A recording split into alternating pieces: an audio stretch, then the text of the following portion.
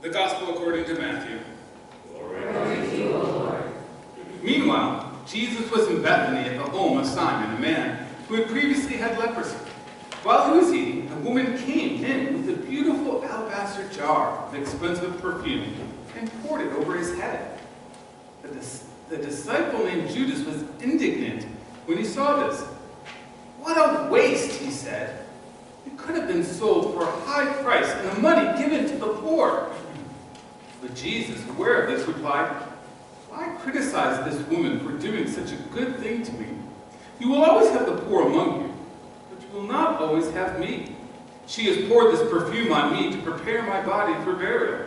I tell you the truth, wherever the good news is preached throughout the world, this woman's deed will be remembered and discussed."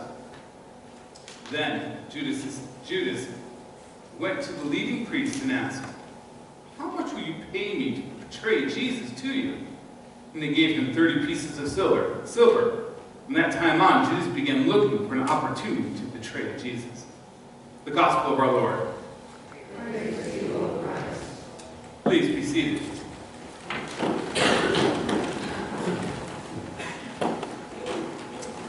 Today we begin our Holy Week celebration. Every year we go through this week-long amount of events and celebrations in order to help us accompany Jesus through one of the most difficult times and the most joyous times of his life. Holy Week always begins with this observance of Palm Sunday, when we enter the sanctuary as Jesus entered Jerusalem at the beginning of that week, to cheers, to fanfare, to proclaims of, "Here is the King of the Jews." Things very quickly will turn sour for Jesus, but in this moment, things are going well. People are recognizing who Jesus is. Even so, the Pharisees and the leaders who already want to kill Jesus, who are already plotting about how to do it, are talking amongst themselves and saying, well, not maybe right now. People might riot if we actually tried to do something now. Let's wait a little bit. Throughout this week, we're going to be encountering some of the events that happened in the life of Jesus during the last week. But today I want to focus on two moments that happened very early on, after Jesus arrives. And the first one is this. When Jesus arrives in the city, they have to begin preparations for the Seder meal that's going to come with Passover, which is just a few days away. Now, so Jesus tells his disciples to go, and as he enters the city, "I want you to go and find a colt and a donkey. They're going to be tied up, and just untie them and bring them to me." This was in the passage we read out in the sanctuary, out in the gathering area. And I've always thought, well, this is a strange thing. Basically, Jesus is telling his disciples to go steal some animals for his benefit. Jesus needs them. And I always imagine, what's going through the minds of the disciples?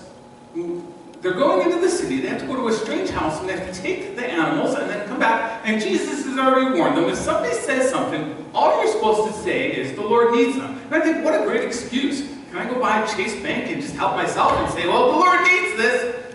Life doesn't really work that way. So it's a strange set of circumstances. But imagine if you're the owner of those animals. How are you going to react? And we have no idea who the owner is. We have no idea what's going on in his life or what's going on in his mind. So this is kind of speculation on my part. But putting myself in that person's spot, he's going to come home later on that afternoon, and a very important part of the livelihood of his family is going to be gone. Animals in that day were not there for domestic reasons. They weren't just pets or parts of the family. They were tools for income for whatever job the family had. They were important parts of their livelihood. In a comparison today, it can only be made to your car. Because for many of you, the car or the truck that you drive is an essential part of your livelihood, right? Can you imagine life without your car? How would you get to work? How would you get to your appointments? Life would be very inconvenient and much more difficult, especially if you don't live around public transportation, right? So imagine you come home and your car is gone. What are you going to think? That's what this man is going to think when he comes home and he finds that his animals are gone. An important part of the livelihood of his family has been taken. Now, I, in that situation, might be very angry if I came home and I found that it was just gone. It would be very easy to blame God and say, "God, what in the world? You're supposed to be on my side. Why weren't you protecting things? Why didn't you divert? Why didn't you stop this from happening? And that's, I think, how many of us would have reacted in this situation. Or maybe, for some reason, he got a dream from God, and God said, hey, I need your animals. Someone's going to come by and take them, right? If I had gotten a dream like that, and someone in my dream, God said, I need your car, I'm going to take it, I would have said, excuse me, Lord, not my car, right? Get some other fancy car, right? It would have been, it's so much of an inconvenience. It would have been hard for me to imagine that I would actually believe that that dream was from God. Yet,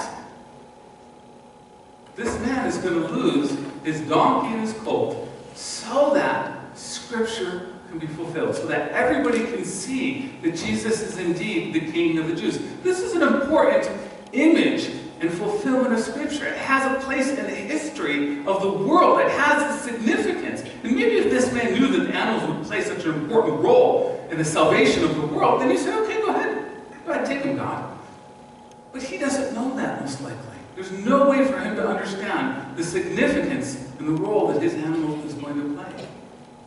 I think in our lives, as we live by faith, it's important for us to understand that there are things that happen that we just don't know the details about. We always want to ask the question, why is this happening to me? And oftentimes, it has nothing to do with us. The man could have said, why is this happening to me? Why are my animals stolen? Woe is me. But actually, his animals were playing had something to do. And it wasn't a lesson. God probably wasn't trying to punish him. God wasn't trying to teach him his lesson. This prophecy needed to be fulfilled. And so God needed a donkey and a colt. And that's all, at most, this man knew, even if that. Our first takeaway for today has got to be this. Living by faith, living in faith, equals not knowing all the details. That's the faith component. But we have to trust in God's love. There are events and circumstances that happen around our lives that are so important, but yet we don't even understand why. So a crucial component about living by faith is that we don't always get to know the details. Now I want to take this situation, that story, and compare it just for a moment, if you bear with me, to the story of Judas.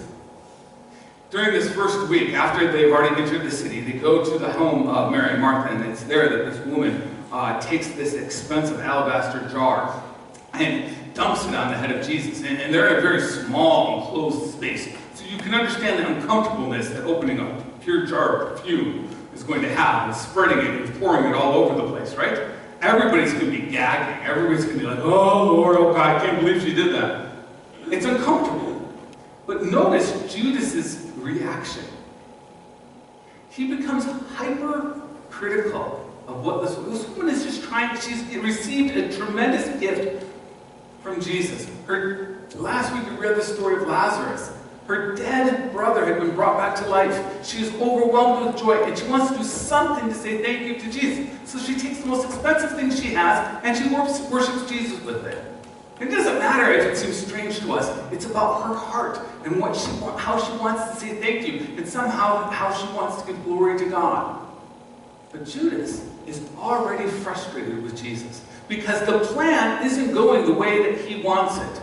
Jesus as Messiah is not working. Jesus has been very plain with his disciples. He's told them over and over again, I'm going to Jerusalem, I'm going to die. And the disciples, even Peter, don't want to accept this. They don't get this. They're not in line with this. They keep protesting and dragging their feet every step of the way. But Judas goes a step further than the rest of the disciples. He is so upset and disgruntled. And you can tell because of his overly critical response to this woman. Ha! She should have just given it to the poor. That would have been much better, more spiritual if she'd done that, right? You can imagine the pain that she feels when she's criticized like that. And you've maybe been in this situation where you've tried to do something wonderful, only to receive harsh, unfair criticism from someone. So we know the kind of emotional state that Judas is in. And when Jesus defends her against Judas, that's the last straw. Judas is going to betray Jesus. And we always, at least I tend to ask the question, how could Judas, having spent 3 years with Jesus and known who he was, betrayed Jesus? Well, things weren't going the way Judas wanted them to.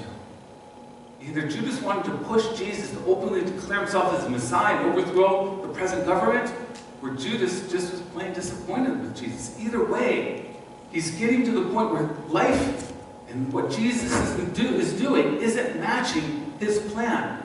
And so he's had enough. He's going to take matters into his own hands, and he's going to push Jesus to a place so that Jesus has to do what Judas wants Jesus to do. So Jesus has to do what Judas wants him to do. And oftentimes we are just like Judas. We take matters into our own hands because life isn't working out the way we want them. And we try and force God into our very plan, whatever it might be. And when we do that, tragedy inevitably happens. Things go wrong. Things go so wrong that eventually Judas, when he sees what he's done and how Jesus has been killed, and the fact that Jesus isn't going to respond in the way that Judas wanted him to, Judas in the end kills himself. Tragedy happens when we try and enforce our plan on God. And that's what Judas is doing right now. The other disciples, they're frustrated. They're going to drag their feet. But in the end, they accept Jesus' plan. This is what Jesus said. We're going to be with it even though we don't understand it. Judas isn't willing to accept that. He has to have it his way to understand how everything goes into place. And he doesn't know, and he doesn't have the details, even though Jesus tried to explain things to him. The second takeaway for today is, as we live by faith, we put our trust in God's greater plan. Much like the owner of that donkey and that colt, we don't know all the details. We can't possibly know everything that's happening. And oftentimes things happen in our lives and we think, why me, God? In reality, it has nothing to do with us. It has something to do with God's greater plan. We can't possibly know all the details. But in these moments, when we're confused, we don't know what is up and what is down, what we do is we trust in God's love, because that's what the cross reminds us of, the deepness of God's love. And we trust in God's plan. There's a bigger picture going on, and that one day, things will be the way they ought to be. Amen. Amen. Take your crosses. If you don't have a cross, feel free to raise your hand and the ushers will bring some in. We're going to take a moment to pray before the cross. We have a number of people here, so if the ushers could come in with some crosses. There we go. They're coming. There should be a big basket of crosses. There we go. Okay. So we're going to take a moment, and so raise your hand if you don't have a cross. We're going to take a moment to do some silent prayer around the cross. And what I want you to do is to give thanks for God. And as you look at the cross, you can be reminded, this is always will be a symbol to remind us of the deepness of God's love. And then lift up to God a situation in your life that you just don't understand, that you don't know the details about, you can't understand the why. And ask God to help you trust in His love and trust in God's plan. Let's take a moment to pray.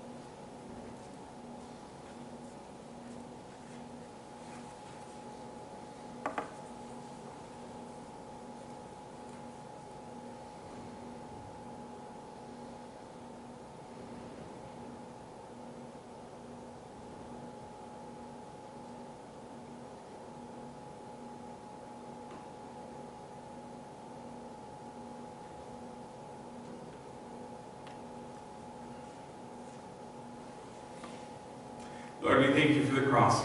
We thank you for your willingness to demonstrate your love for us. Help us as we struggle with not knowing the details, not knowing what's happening all around us and why certain things happen. Help us to trust in your love and in your greater plan. Amen. Please stand for